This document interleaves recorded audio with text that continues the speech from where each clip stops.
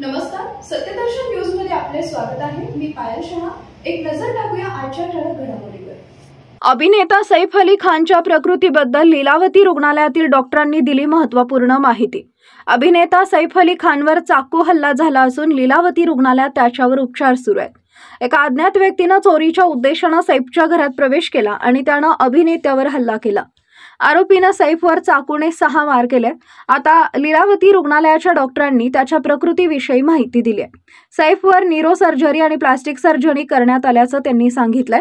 त्याचप्रमाणे शस्त्रक्रिया करून त्याच्या मणक्यातून 2.5 इंचाचा चाकूचा तुकडा काढण्यात आला आहे।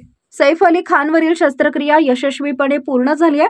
त्याच्यावरील न्यूरोसर्जरी आणि प्लास्टिक सर्जरी पूर्ण झाली आहे। सैफला ऑपरेशन थिएटरमधून ICU मध्ये हलवण्यात आले। एक दिवस त्याला डॉक्टरांच्या निरीक्षणाखाली ठेवल्यानंतर डिस्चार्जबद्दल निर्णय घेऊ। सध्या त्याची प्रकृती स्थिर असून तो लवकरच बरा होईल। सैफवरील 2 जखमा खोलवर असून 2 मध्यम स्वरूपाच्या जखमा आहेत, तर 2 खरचटलेल्या स्वरूपाच्या जखमा आहेत। त्याचप्रमाणे 2.5 इंचाचा चाकूचा तुकडा आम्ही त्याच्या मणक्यातून काढलाय, अशी माहिती लीलावती रुग्णालयाचे COO डॉक्टर नीरज उत्तमनी यांनी दिलेली आहे।